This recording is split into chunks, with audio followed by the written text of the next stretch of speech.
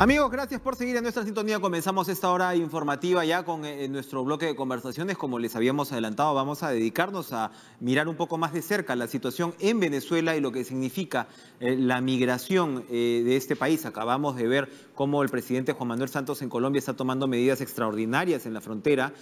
Brasil también está tomando algunas medidas en ese sentido y por supuesto en el Perú ya contamos pues con más de 100.000 venezolanos que han entrado en los últimos meses a nuestro país. En Colombia estamos hablando donde ya había una suerte de tradición de intercambio migratorio y económico más acentuado. Estamos hablando ya que sobrepasan los 400.000, probablemente llegue ya al 500.000 de una masa de venezolanos que en los últimos años suman 3 millones. 3 millones de venezolanos han salido de su país, la gran mayoría evidentemente pues por la crisis que vive extrema, ¿no? Venezuela.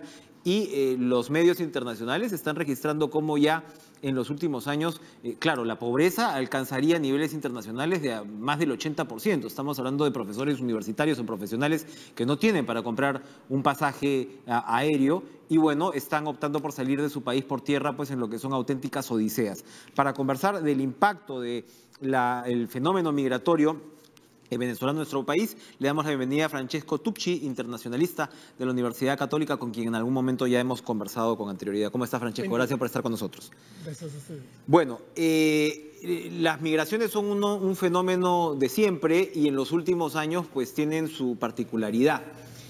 Provocan tensiones, enriquecen a los países a la larga, pero siempre son fenómenos pues complejos. Ahora mismo la política estadounidense se ha definido en buena medida por el rechazo a la migración. Donald Trump tenía pues la plataforma contra el migrante, ¿no?, muy arriba de su agenda. Si lo vemos primero a nivel global, general, ¿qué podemos decir de los procesos migratorios hoy? Bueno, antes que todo, la idea de bloquear estos procesos ya es anacrónica. No se puede. No se puede. Lo que podemos hacer es intentar manejar los flujos. Hacemos un ejemplo. En Europa lo que está pasando se vive como, opina la opinión pública, como una invasión. En Italia, por ejemplo, el año pasado llegaron 120.000 migrantes irregulares. Estamos hablando en este caso de irregulares. De gente desesperada que busca condiciones de vida mejores, ¿no? Mejores condiciones de vida. Y por la mayoría, en este caso, se trata de africanos. Llegaron sobre todo nigerianos. El otro año, 2016, llegaron a Italia 184.000. Este flujo, ¿cómo se cortó? Se ha cortado bastante con el acuerdo que la Unión Europea ha hecho con Turquía para evitar la llegada de prófugos sirios. Solo que tenemos el problema general de migrantes económicos desde África. Es un flujo constante. ¿Cómo lo percibe este flujo la población italiana? Como una invasión. El 4 de marzo tendremos elecciones políticas y los partidos proponen soluciones populistas. Se ve como un muro, digamos. Exactamente, algo así. No tenemos que ayudarlos. Otra retórica clásica, nos quitan el trabajo. Regresando un segundo al Perú, vamos a ver el impacto de los venezolanos en el mercado laboral, cómo podría ser.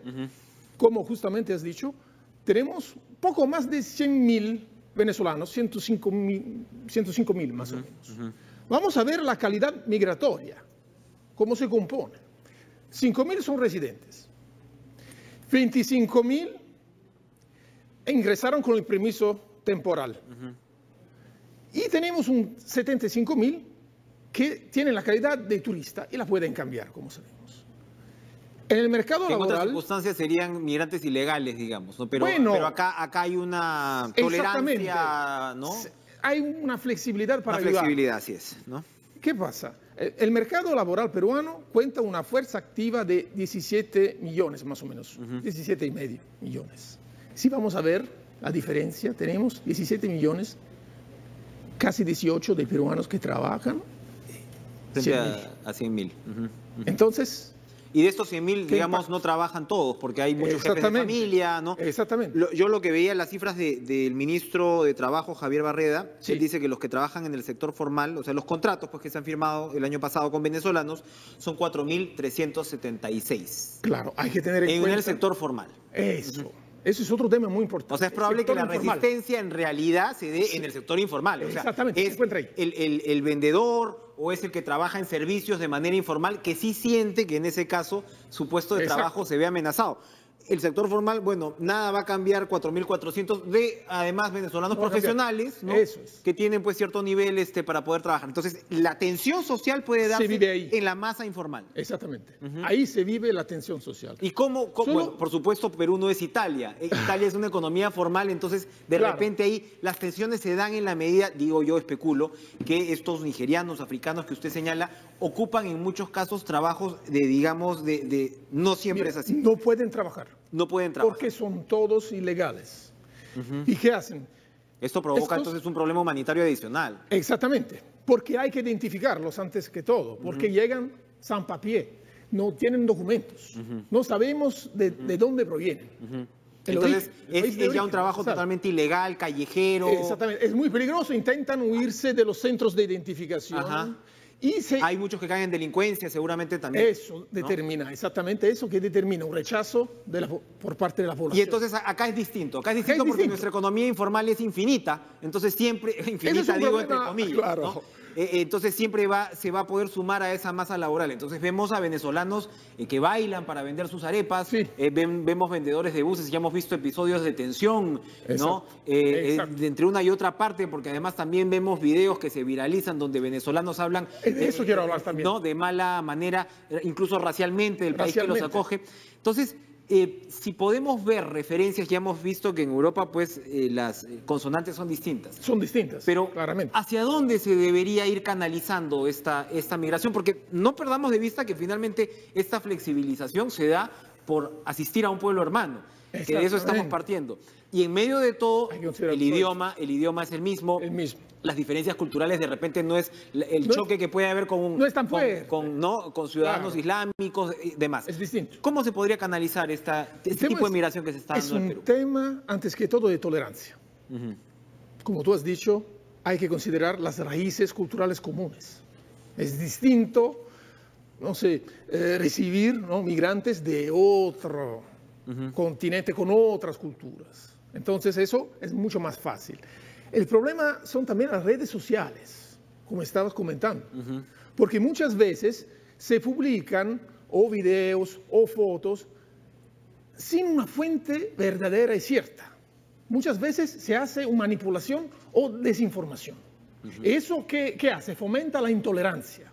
¿No? Por eso, por favor, me dirijo a los ciudadanos, ¿no?, peruanos, tienen antes que postear algo, videos, ¿sí?, comprobar las fuentes. Porque muchas veces se trata de informaciones manipuladas.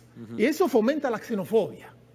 Eso no es bueno, Claro. sobre todo por un tema de intolerancia que va creciendo. Y se va enardeciendo dentro de las redes, Sí, ¿no? Son los se va propios enardeciendo, ciudadanos. es increíble. Yo he visto por Facebook manipulaciones de fotos, pero ¿dónde está la fuente verdadera de la información? No se sabe. Entonces, ¿qué pasa? Las mentiras, las manipulaciones se quedan ahí en la red, en las redes sociales. Y eso genera más que xenofobia.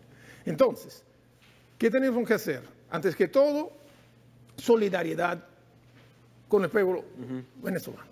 Hay que encontrar una solución. No es fácil. No, y no olvidemos, muy somos un pueblo, como lo ha demostrado la visita del Papa, hablando de Italia, Eso también. eminentemente católico. Son Entonces, el valor, independientemente de las creencias espirituales de uno, si un pueblo es católico, se supone que es sobre todo compasivo, para empezar. Compasivo, ¿no? compasivo. Entonces, Y no ese solo. es un punto de partida que no hay que perder de vista. No tenemos que olvidarnos como los peruanos son también un pueblo que migra en Europa, en Estados Unidos, Así es. en Argentina, por ejemplo, ¿no? Hay comunidades peruanas, en 2015 se fueron al exterior 2 millones de peruanos y no regresan todos, porque ¿qué hacen? Buscan condiciones de vida mejores. Y no tenemos que olvidarnos también que en los años 80, durante el primer gobierno de Alan García, Ni qué decir, una migración además profesional en muchos sitios, un éxodo profesional del que hasta ahora es bastante parecido no se recupera el país. A una parte de la migración venezolana. ¿Cómo debería enriquecer una migración como la venezolana un país como el Perú?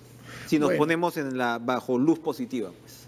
Bajo luz positiva hay que ver cómo hay una capacidad de adaptación del venezolano, que no rechaza el trabajo en general. Muchos son profesionales, tienen títulos profesionales y técnicos, entonces pueden aportar una visión distinta en el trabajo. Y eso va a enriquecer todo, sin duda. Porque el aporte que puede dar un migrante, desde el punto de vista de la mano de obra, también de las ideas, es valioso, muy valioso. Ahí hay un punto interesante porque si bien, claro, vemos que, como decíamos ahora, tenemos una mayoría de venezolanos que viven bajo la línea de pobreza en estándares internacionales, sí. Y es un cambio pues sísmico en pocos años, en realidad, ¿no? O sea, es un pueblo que pasa hambre prácticamente de un momento a otro por las circunstancias en las que vive. Pero sin embargo, por ejemplo, hablando de anécdotas, uno comienza a ver venezolanos mucho en sectores de servicios, ¿no? Claro. Meseros, ¿no? Vendedores, y en muchos casos es gente que tiene una educación, al menos en su trato, bastante alta. Sí. Eso también puede ayudar a que esos sectores también se pongan las pilas, digo yo, sí. ¿No? Porque a veces en un país como el nuestro, donde el turismo se ha desarrollado tanto y demás, eso le ha pasado a países europeos en su momento, se cae en la complacencia, ¿no? Y los estándares bajan mucho, ¿no? Entonces, ese es un punto, por ejemplo, en el cual puede haber una referencia donde la migración ayude a un país. Claro, ¿no? Solo que hay que encontrar un equilibrio, porque por lo que he visto, hablando también con analistas económicos, muchas veces el sueldo que se ofrece, también el sueldo legal, se aprovecha, por supuesto, del ilegal. Eso sin duda no va a ocurrir en una economía informal. Hay que encontrar un equilibrio. Ahora, Colombia ya está anunciando medidas de control en la frontera. Sí. La relación de Colombia y Venezuela ha sido siempre la de hermanos antagonistas, siempre ha sido así. Así es. Colombia siempre ha tenido una economía más diversificada que la venezolana. Venezuela siempre dependiente del petróleo y está pagando en parte por eso, ¿no? Pero Colombia con una economía más industrializada, más diversificada, y siempre la presencia colombiana en la economía venezolana fue significativa, para resentimiento de repente sobre todo el lado venezolano. Ahora esto cambia pues por todas estas situaciones. Pero ya están, como decía usted, hablando de Italia, ya están haciendo un control de ese flujo migratorio. Sí. Si el Perú lo va a hacer, ¿cuál debería ser ese control? ¿Cuáles son las políticas que un país como este, donde estamos hablando de 100.000, seguramente va a subir todavía significativamente esta cifra, cuál podría ser las medidas que tome un gobierno como el Perú, que además ha tomado una posición de liderazgo frente a la situación ya política venezolana, que definitivamente marcó una diferencia con su predecesor? Claro. ¿Cuáles son las medidas plausibles que se podrían tomar en este caso? Bueno, antes que todo, hay que controlar el flujo. ¿Cómo? Hay que controlarlo identificando, controlando, fiscalizando la frontera, porque hay que saber quién ingresa. Lamentablemente, como sabemos, ingresa de todo. No solo ciudadanos venezolanos que quieren integrarse.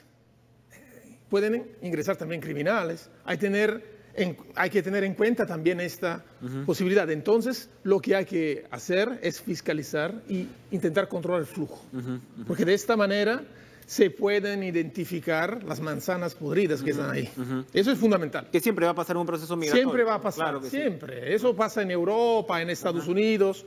Es un elemento, yo diría, lamentablemente, ¿no? Claro. Que está ahí pegado. Sí. Entonces, antes que todo esto, hay que hacer un seguimiento también. O sea, que no entre cualquiera con antecedentes penales. No, eso es, o sea, claramente por ahí va la cosa. Por ahí va la cosa. ¿Qué más? No puedes ingresar todos. Y después hay que ver cómo se puedan insertar en el tejido, porque el problema verdadero, pero eso es un problema en general que vivimos en el Perú, es la economía informal, como hemos dicho. Y yo veo una oportunidad también. Yo veo una oportunidad para intentar absorber esta parte de la economía. Porque de esta manera, si vamos reduciendo la economía informal, que afecta sobre todo a los peruanos, antes que todo, eso puede tener un efecto positivo también en la migración de los venezolanos. Entonces, vemos cómo hay algo que está bien relacionado, un tema interno propio que puede ayudar también a este fenómeno, a que se pueda integrar y que pueda ser coherente. Lo que tenemos que buscar es la coherencia. Perfecto, perfecto. Es fundamental, sobre todo en un país. Si vamos a ver Venezuela, es increíble cómo este país, que tiene las reservas de petróleos más grandes del mundo, ahora tiene una hiperinflación. Parece que ya están superando 1.600%. Es increíble, un país que tiene una riqueza que nunca se hubiera pensado. De paso, para concluir, Francesco, porque claro, estamos esbozando algunas ideas, ¿no? Tolerancia y compasión, ¿no? Antes que todo. Antes que todo, control. Control, ¿no? Hay que fiscalizar.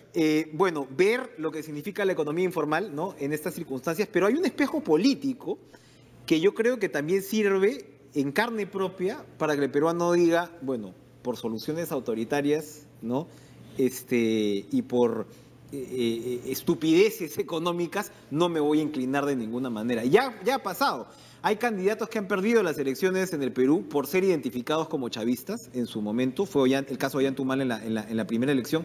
Pero a pesar de eso, a mí me sorprende sobremanera que hayan actores políticos en el Perú que aún no se den cuenta de eso. Así que probablemente incluso la migración de repente, digo yo, nos puede ayudarnos también a encuadrarnos políticamente, ¿no? Claro, y a ver lo que está pasando efectivamente en Venezuela, porque la deriva autoritaria es indudable, por todo lo que estamos viendo. Así es.